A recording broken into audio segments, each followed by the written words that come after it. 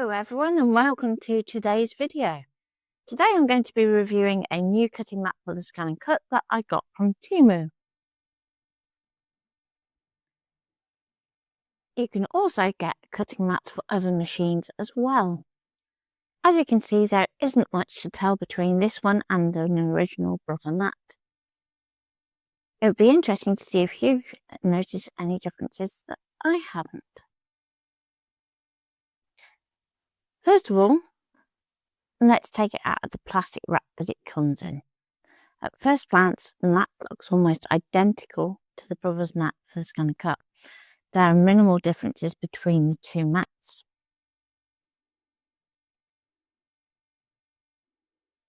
When I bought the mat, the price from Temu was £9.54, whereas the brother mats in the UK cost around £20. It's definitely a way of saving money. They come with the same protective cover as the brother mats. So they're really familiar in terms of setup. They are pretty much identical in terms of the graphics on the actual mats themselves, as well as the diamond-shaped hole at the top, which you can use for hanging your mats.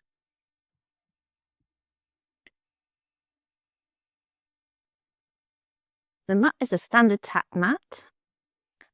However, after taking off the protective cover, the mat isn't super sticky. For this mat, I plan on keeping the protective film, which I typically don't do with my brother mats.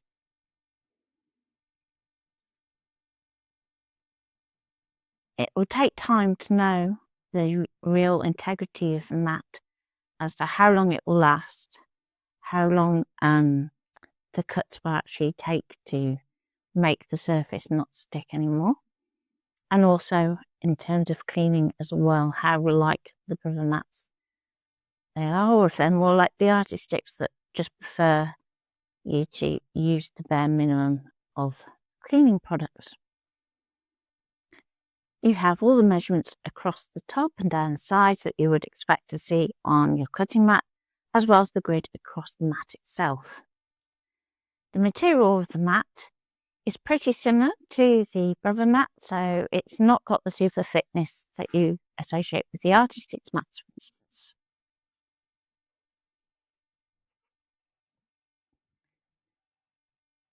So the one thing that I did notice on the actual material itself is that it has a matte finish rather than the shiny finish that you do find with the brother mats.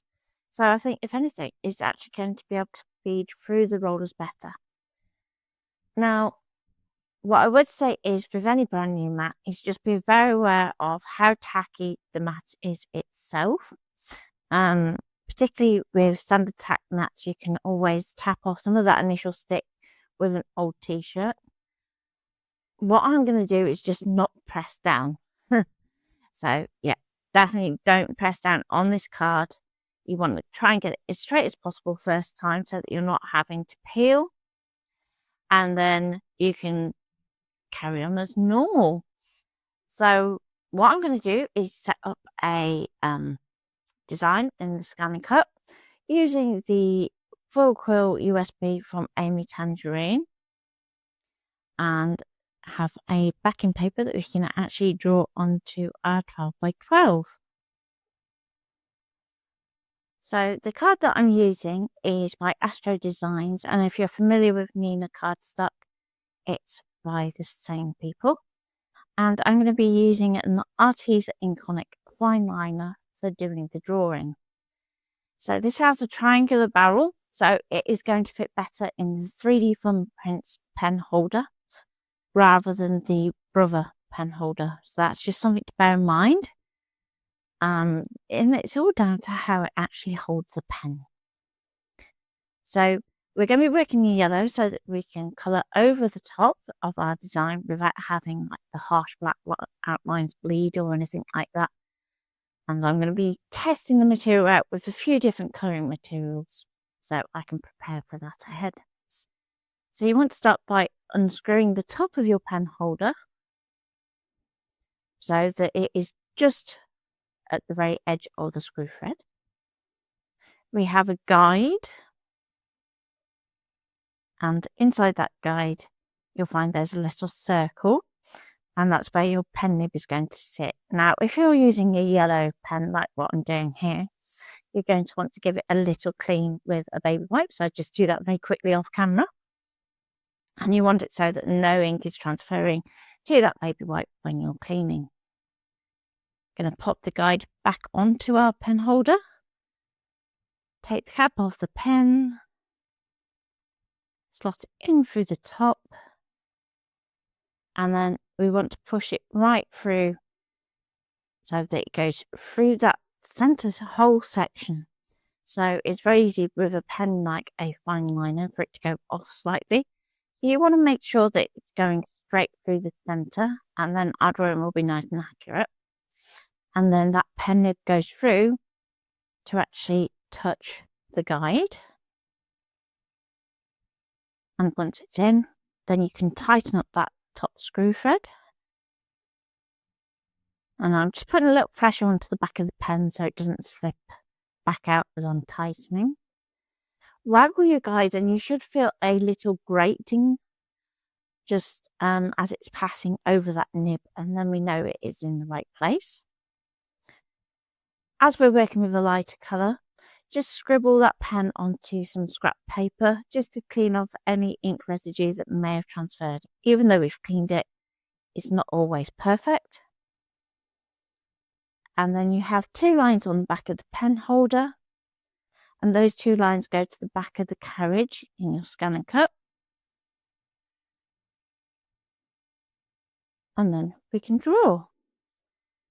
So load the pen holder into your machine, lower the latch as normal, and then we can go and actually draw our drawing.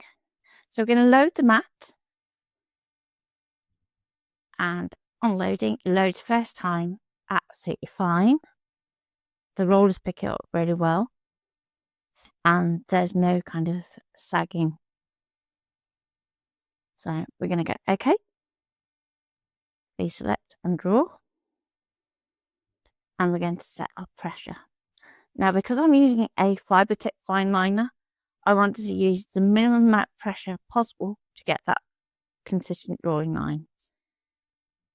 It's also a water-based pen, so we want to put that speed up so that we're not having any bleeding issues. So we can put that right up to 5 and it will draw just fine. So I'm going to take that pressure down to -9. Go OK.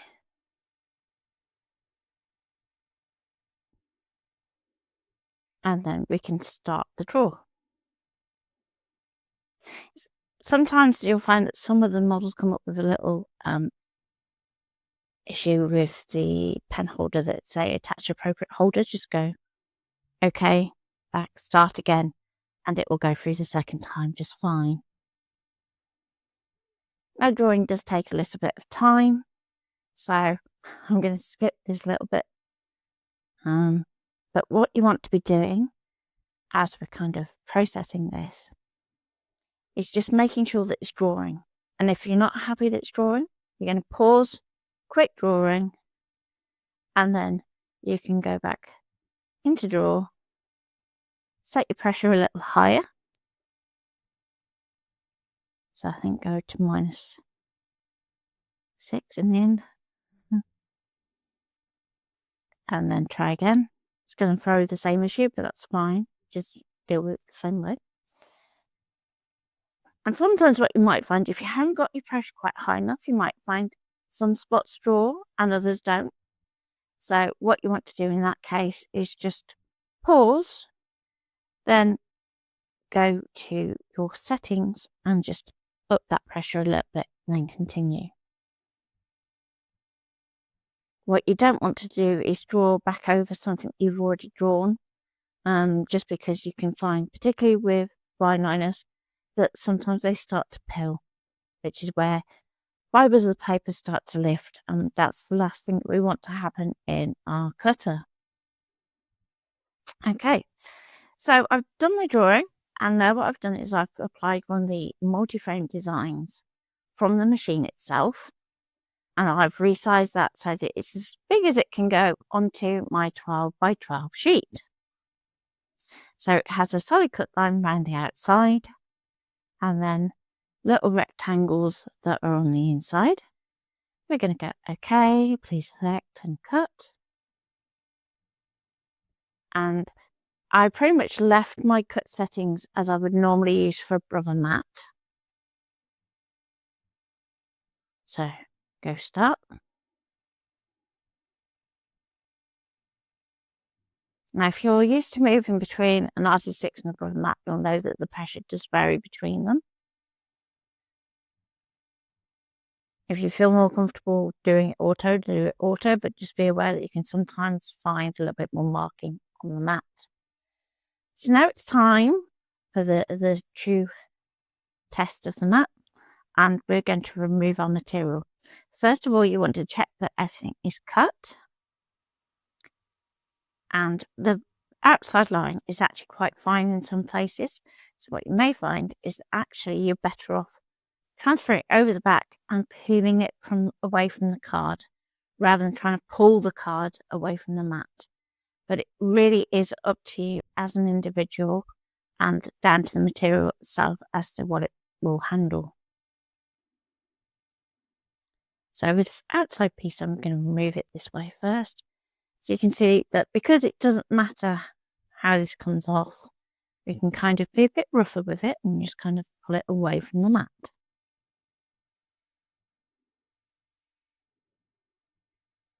Then we can use a spatula, particularly a metal spatula if you want to actually lift the main areas of the design. Or again, as I said, you can flip it over. So, how did we do? Well, the mat is absolutely fine. There's a few little bits of the card itself that have stuck, but you can just take those away with a fingernail. The actual cut marks are non-existent, which is always a good thing. So what we should be able to find is that these mats are going to last longer. So the more that we can kind of limit that cut through the material and through the mat, the better for our longevity of the mat and also of the stick itself as well. One of the things I did notice that you just saw me kind of gesture there is the corners on these mats are actually cut to a sharp right angle. So in some ways it's better for the feed, but in other ways it's just to be aware of that when you are using the mats, just to not hurt yourself. Aside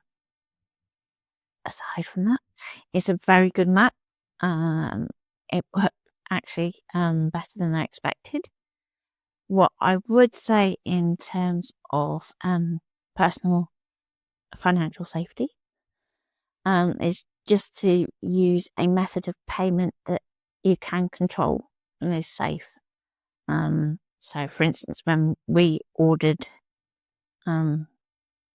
this mat, what we did was we actually had the card that I have has the ability to have like a sort of one-off card code, which is quite cool. So this helps you to keep your money safe and avoids it being used by scammers and things like that. So always be safe when you're online ordering. It doesn't matter where from. So,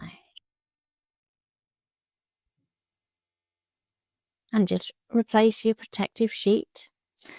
And that's going to be my way of working with this mat for the time being, is making sure that it has that protective cover going back on it, that it's sealed around the edges and no air pockets.